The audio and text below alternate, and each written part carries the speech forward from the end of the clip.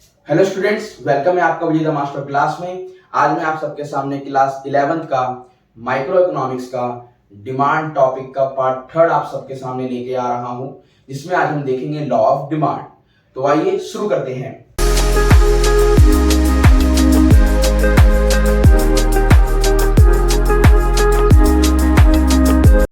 देखिए, law of demand जब भी हम स्टडी करते हैं स्टूडेंट्स, आप इसको ना पिछले जब मैं पढ़ा रहा था, आपने जो मैंने फर्स्ट और सेकंड पार्ट अपलोड किया है, लॉ ऑफ डिमांड का मेजॉरिटी पार्ट आप वहां समझ चुके हो और कुछ भी नहीं है। इसमें हम देखेंगे भाई लॉ ऑफ डिमांड के रीजंस देखेंगे, एजम्पशंस देख लेंगे एक्स्ट्रा कुछ, और एजम्पशंस भी आप पहले पढ़ चुके हो। तो खाली लॉ ऑफ डिमांड का एक पर्टिकुलर टॉपिक है, उसको देख लेते हैं इसमें है क्या, क्योंकि आप लॉ ऑफ डिमांड तो पहले ही समझ चुके हो। अब कैसे समझो मैं आपको बताता हूँ। देखो कि जब भी आपको पता है किसी भी कमोडिटी का प्राइस इंक्रीज होता है तो उसकी डिमांड कैसी हो जाती है, डिक्रीज हो जाती है। और यदि प्राइस उसका डिक्रीज होता है तो डिमांड कैसा हो जाता है, इंक्रीज हो जाता है ना।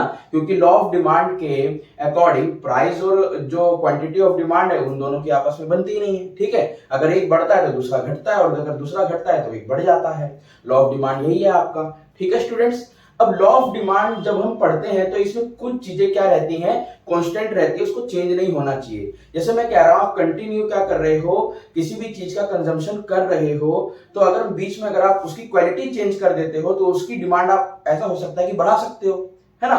तो आपका जब भी आप लॉ ऑफ डिमांड स्टडी करते हो तो लॉ ऑफ डिमांड आपका वैसे ही काम करता है, क्योंकि जैसे आपने इसमें कंज्यूमर वाले चैप्टर में देखा होगा, क्योंकि वहां पे जब आप किसी भी चीज का कंजम्पशन कर रहे थे तो लॉ ऑफ डीएमयू के अकॉर्डिंग आप उस समय ना तो उसकी क्वालिटी में चेंज कर सकते थे, ना ही अपने टेस्ट एंड प्रेफरेंस में चेंज कर सकते थे, है ना। वही सारी चीजें यहाँ पर है और कुछ एक्स्ट्रा नहीं है। ठीक है, तो लॉ ऑफ डिमांड भी आपका वही लगता है जहां पर जब आप सेम टाइप ऑफ कमोडिटी को इंक्रीज कर रहे हो। ठीक है, और कुछ चीजें इसमें कांस्टेंट रहती है। कौन कौन सी चीजें इसमें कांस्टेंट रहती है स्टूडेंट्स? पहला है price of substitute goods do not change. अगर जो सब्स्टिट्यूट गुड्स है उसका प्राइस चेंज नहीं होना चाहिए। ठीक है, अगर चेंज हो जाएगा तो डिमांड में क्या आ जाएगा, चेंजेस आ जाएगा।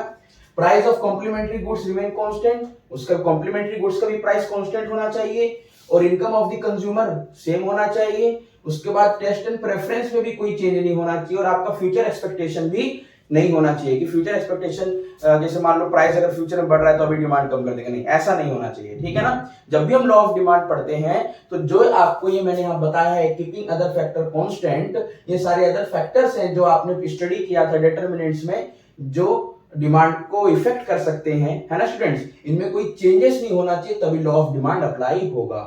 ठीक है स्टूडेंट्स, अगला क्या है आपका reason for law of demand. भाई लॉ ऑफ डिमांड के रीजंस क्या क्या हो सकते हैं? पहला क्या बता रहा है रीजन इसमें, सब्स्टिट्यूशन इफेक्ट। देखो सब्स्टिट्यूशन इफेक्ट की जब हम बात करते हैं तो इसमें क्या होता है कि ऐसे दो गुड्स जो लगभग सेम क्या रखते हैं, क्वालिटी रखते हैं। जैसे मैं कह रहा हूं कि अगर चाय का प्राइस बढ़ जाएगा तो लोग शिफ्ट हो जाएंगे किसके तरफ, कॉफी के तरफ। ठीक है ना, क्योंकि चाय के जो कंज्यूमर हैं वो कॉफी के तरफ आ जाएंगे, और कॉफी कंज्यूमर तो पहले से ही कॉफी के पास है। प्राइस के वजह से सब्स्टिट्यूशन गुड्स में क्या आ गया, चेंजेस आ गया ना। प्राइस इसका बढ़ रहा है, डिमांड इसकी बढ़ रही है, तो लॉ ऑफ डिमांड के अकॉर्डिंग तो ये भी आपका यहाँ पे क्या हो रहा है, इफेक्ट हो रहा है। अगला है आपका लॉ ऑफ डीएमयू। आपको पता है लॉ ऑफ डीएमयू हमने पिछले कंज्यूमर इक्विलिब्रियम वाले चैप्टर में भी पढ़ा था। ठीक है ना, जिसमें फुल फॉर्म होती है law of diminishing marginal utility. Utility का मतलब होता है सेटिस्फेक्शन और डिमिनिशिंग का मतलब होता है कम होना। ठीक है ना, अब आपको पता है कि जब आप किसी भी कमोडिटी का कंजम्पशन क्या करते जाते हो, धीरे धीरे धीरे धीरे बढ़ाते जाते हो तो सेटिस्फेक्शन कम होते जाता है ना। या धीरे जब आप किसी भी कमोडिटी का कंजम्पशन धीरे धीरे कम करते जाते हो तो सेटिस्फेक्शन बढ़ता चला जाता है। तो लॉ ऑफ डीएमयू क्या कहता है कि जब एक चीज बढ़ रही है तो उस समय सेटिस्फेक्शन कम हो रहा है, और जब अगर एक चीज यानी कंजम्पशन कम हो रहा है तो सेटिस्फेक्शन बढ़ रही है। यही तो आपका लॉ ऑफ डीएमयू है। ठीक है। अगला है आपका इनकम इफेक्ट। इनकम इफेक्ट क्या शो करता है आपको, जब कंज्यूमर की इनकम इंक्रीज होगी तो डिमांड भी बढ़ जाएगी, इनकम डिक्रीज होगी तो डिमांड भी क्या हो जाएगी, डिक्रीज हो जाएगी। अगला है आपका एडिशनल कस्टमर्स। अगर मैं कह रहा हूं कि अगर प्राइस क्या हो गया, कमोडिटी का डिक्रीज हो गया, और अगर प्राइस कमोडिटी का डिक्रीज हो गया स्टूडेंट्स, तो जो पहले कंज्यूमर उस कमोडिटी को, पर्टिकुलर कमोडिटी को परचेज नहीं कर पा रहे थे, वो भी अब मार्केट में परचेज कर पाएंगे, है ना। उनकी भी परचेजिंग पावर बढ़ जाएगी। तो एडिशनल कंज्यूमर अगर आएंगे तो डिमांड होगी कि नहीं होगी, होगी, है ना स्टूडेंट। अगला क्या है गाइस हमारा डिफरेंट यूजेस। ठीक है, डिफरेंट यूजेस में हम क्या देखते हैं स्टूडेंट्स कि जब भी आप अपने घर में कोई भी एक प्रोडक्ट लेके आते हो और अगर उसका डिफरेंट डिफरेंट यूज में उसको आप क्या करते हो, यूज करते हो डिफरेंट डिफरेंट चीज को बनाने के लिए, जैसे दही बना लिया आपने, मक्खन बना लिया, ठीक है ना, आपने क्या बना लिया उससे, पनीर बना लिया। तो दूध की शॉर्टेज होने की वजह से जब आप ये जो बना रहे हो डिफरेंट डिफरेंट चीजें एक ही चीज से, तो आप दूध को और डिमांड करोगे, है ना। तो अगर किसी भी प्रोडक्ट का, किसी भी कमोडिटी का डिफरेंट यूजेस होता है तो उसकी भी डिमांड बढ़ जाती है। ठीक है, एक रीजन ये भी है आपका लॉ ऑफ डिमांड का। ठीक है स्टूडेंट्स, ये 5 रीजन है मेरे पास लॉ ऑफ डिमांड के। अगला है मेरे पास exceptions of law of demand. Exceptions का मतलब क्या है कि ऐसे आपके और भी फैक्टर्स हैं जहां पर लॉ ऑफ डिमांड अप्लाई नहीं होता। ठीक है, जैसे मैं कह रहा हूं, अगर पहला क्या है गिफ्टिंग गुड्स। ठीक है ना, गिफ्टिंग गुड्स एक ऐसा इंफीरियर गुड्स होता है, आम भाषा में कहूं तो ऐसे घटिया वस्तु कहते हैं इसको, या इंफीरियर गुड्स ऐसा होता है कि लोग समझते हैं ये सस्ता है तो खराब है, ये नहीं लेंगे। जैसे मैं कह रहा हूं कि आप को कहीं जाना है, आप उसको कैब करके भी जा सकते हो ओला उबर से, और ऑटो से भी जा सकते हो। ऑटो का किराया थोड़ा सस्ता है, ओला उबर का कैब का किराया थोड़ा महंगा है ना। तो आप सोचते हो कि भैया नहीं, मेरे ईगो पे हर्ट हो जाएगा अगर मैं इससे जाऊंगा तो, ऑटो से, ऑटो रिक्शा से जाऊंगा तो। ठीक है ना, आप किससे जाओगे, ओला उबर कैब करके जाओगे। तो जाना एक ही जगह था, पर आपके अकॉर्डिंग ये क्या था, आपका जो ऑटो रिक्शा था वो गिफ्टिंग गुड्स के अंदर आ गया। ठीक है ना, तो ऐसा आपका गिफ्टिंग गुड्स का मतलब क्या होता है, अगर किसी का रेट, किसी का प्राइस अगर कम है तो वो चीपर, अगर वो चीपर है तो क्या समझा जाता है, इंफीरियर गुड्स समझा जाता है। अगला क्या है status symbol goods. Status symbol goods को अगर आप देख लो, अगर उसकी प्राइस कितनी भी हो, अगर आपका उससे स्टेटस है सोसाइटी में तो आप उसको परचेस कर लेते हो। महंगी से महंगी गाड़ी परचेस कर लोगे आप, प्राइस फिर कुछ भी हो। महंगे से महंगा फोन परचेस कर लोगे, या डायमंड परचेस कर लोगे, गोल्ड परचेस कर लोगे, जो आपके स्टेटस सिंबल को क्या दिखाए सोसाइटी में, ये थोड़ा सा मतलब कोई भी प्रोडक्ट ये दिखाए कि इसका स्टेटस काफी अच्छा है सोसाइटी में, तो आप उसकी प्राइस कुछ भी हो आप उसको परचेस करोगे। अगला क्या है फियर ऑफ शॉर्टेज। अगर मैं कह रहा हूं कि अगर फ्यूचर में ऐसा लग रहा है कि इसकी शॉर्टेज हो जाएगी कमोडिटी की, तो आप प्रेजेंट में क्या कर दोगे, डिमांड बढ़ा दोगे, फिर प्राइस कुछ भी हो। तो लॉ ऑफ डीएमयू यहाँ पे भी नहीं, सॉरी लॉ ऑफ डिमांड हमारा यहाँ पे भी नहीं लगाना। ओके, अगला क्या है मेरा इग्नोरेंस। अगर मैं कह रहा हूं कि अगर आपको किसी गुड्स का प्राइस का ठीक से नॉलेज नहीं है ना, आपको फुल फ्लैश नॉलेज नहीं है कमोडिटी के बारे में, तो आप क्या करोगे, प्राइस को इग्नोर करोगे कमोडिटी परचेस करने के लिए। फिर वो प्राइस आपसे ज्यादा भी डिमांड कर सकता है, आप ज्यादा प्राइस पे कर दोगे उस कमोडिटी के लिए, है कि नहीं। इग्नोरेंस की वजह से भी exceptions of law of demand आपका अप्लाई हो जाता है, मतलब लॉ ऑफ डिमांड यहाँ पे एक्सेप्शन हो जाता है उसका। ठीक है ना।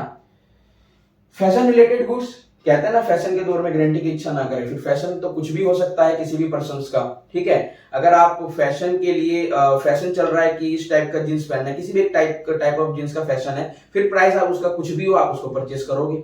तो लॉ ऑफ डिमांड हमारा यहाँ पे भी नहीं लगा, एक्सेप्शन हो गया उसका।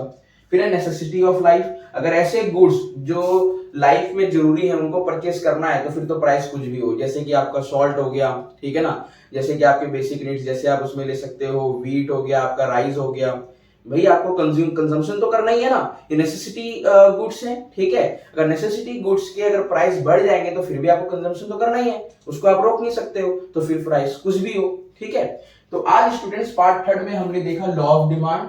लॉ ऑफ डिमांड आपका जब अप्लाई होता है जब आपके अदर फैक्टर्स कैसे होते हैं, कांस्टेंट होते हैं, और लॉ ऑफ डिमांड प्राइस और क्वांटिटी डिमांड के बिटवीन में ही लगता है, उनके दोनों के बीच में ही आपका अप्लाई होता है। प्राइस बढ़ता है तो डिमांड कम होता है, और यदि प्राइस घटता है तो डिमांड बढ़ता है। फिर मैंने उसमें आपको एजम्पशंस बताया कि कौन कौन से अदर फैक्टर है जो कांस्टेंट रहेंगे, वो आपके सामने लिखे हुए हैं। फिर मैंने आपको reasons of law of demand बताया, लॉ ऑफ डिमांड क्यों अप्लाई होता है, और ऐसा भी मैंने बताया आपको एक चीज कि कहां पे लॉ ऑफ डिमांड अप्लाई नहीं होता है। ठीक है, आप इसका एक स्क्रीनशॉट ले लो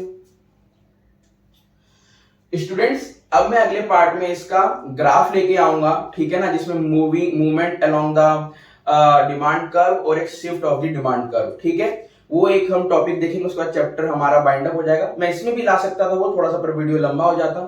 ठीक है, पार्ट 4 इसका फाइनल पार्ट होगा डिमांड का, तो जो कि हम इसको अगले पार्ट में करेंगे। आपके पूरे ग्राफ को अच्छे से मैं आपको डिलीवर कर दूंगा, और जो ग्राफ जैसे मैं बताऊंगा उसकी थ्योरी आप लिख के आ जाना, पूरा का पूरा नंबर आपको A to Z वैसे अगर जैसे मैंने बताया लिख दोगे मिल जाएगा। ठीक है, तो आप मेरे वीडियो को ज्यादा से ज्यादा लाइक करना, शेयर करना, सब्सक्राइब करना, और अगर कोई भी कमी अगर मेरे वीडियो में लग रही हो या कोई भी अच्छी बात भी लग रही हो तो कमेंट करके जरूर बताना। ठीक है, तो अब मैं आपसे मिलता हूं अगले पार्ट में। तब तक के लिए स्टूडेंट्स, जय हिंद।